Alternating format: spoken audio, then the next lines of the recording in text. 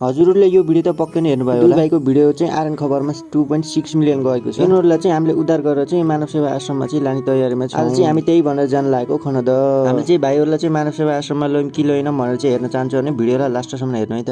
मेरो दिनको सुरुवात भने यसरी हुन्छ। बिहान उठेको आँखा अघि चाहिँ मामा नाचिरहेका थिए। हामी टिन्टेको कपाल भने एकदमै ठुलो थियो। त्यही भएर चाहिँ हामी जान लागेको कपाल काट्न। अनि रुमबाट हिँडेको केही बेरपछि चाहिँ ट्याक्क लाएर हामी पुग्यो भक्ति टोला पुगेपछि चाहिँ हामी तिनटाले चाहिँ पालो टक्कसँग चिटिक्कसँग कपाल काटेर लागियो रुमतिर।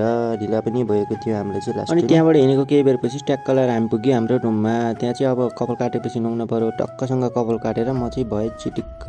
अब चाहिँ हामी जान लागेको खनद। बिहान उठ्ने साथै चाहिँ कपाल फाल्न गएको। हामीले चाहिँ नास्ता अनि खाना केही पनि खाएको थिएन। ओलीसम्म चाहिँ ट्याक्कसँग खाना खाएर अब चाहिँ हामी जान लाग्यो। हाम्रो अफिस चाहिँ यहाँनिर छ घोचे खोलाको माथि आफ खोला जाने बाटोतिर। यहाँ आरएन खबर लेखेको बोर्ड छ। अनि त्यहाँबाट ढिलो नगरिकन छिटो भएर लाग्यौँ हामी बजारतिर। बजार गएर चाहिँ हाम्रो बसन्ती पनि त्यहीँ थियो। अस्ति चाहिँ हामीले त्यहीँ छोडेर गएका थियौँ। अझैसम्म त्यहीँ छ त्यो चाहिँ।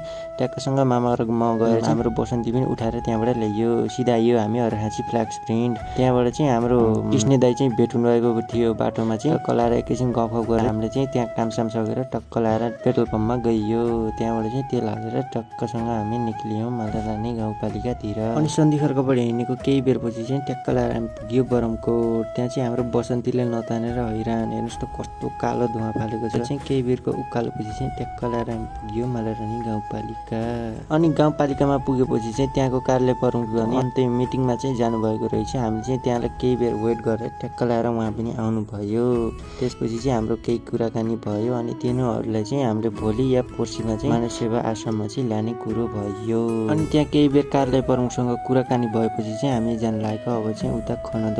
भाइहरूले चाहिँ के गर्दै होलान् भनेर चाहिँ हेर्नको लागि चाहिँ हामी खनद जान लागेको। अनि त्यहाँ गएर हेर्छौँ भन्दा चाहिँ एउटा भाइले चाहिँ जिपमा झुन्निएर अब चाहिँ त्यहाँ माग्दै थियो होला सायद। अनि अर्का सानो भाइ भने यतापट्टि थिए। यिनै हुन् अर्का सानो भाइ भने। तिनी दुई भाइहरूले चाहिँ सँगै राखेर तिम्रो र हामीसँग जाने कि नै भनेर सोद्धा चाहिँ हामीलाई फोन दिए मात्र जान्छ भनेर पो भन्छन् त। अनि यिनी दुई भाइहरू चाहिँ हामी अस्ति राति आएर हेर्दा यिनी धुपीसलाको बिचमा चाहिँ सुतिरहेका थिए। यी दुई भाइहरूलाई चाहिँ हामीले पक्कै नै लानेछौँ। अनि भाइहरूसँग एकैछिन कुरा गरेर चाहिँ हामी लाग्यो सन्धिखर्कतिर।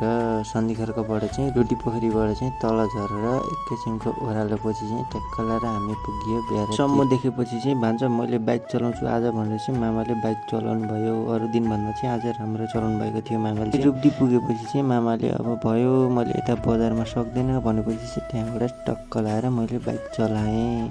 त्यहाँबाट बाइक चलाएर हामी पुग्यो रुममा पुगेपछि मामाले एक दुई शब्द भन्नुहुन्छ अरे राम्रोसँग सुनिदिनु है त। गएर राजु ब्लग्स एन्ड भाइब्समा गएर सब्सक्राइब गर्नु होला। धन्यवाद। राजु छ 5000 पुग्यो नि त्यसैले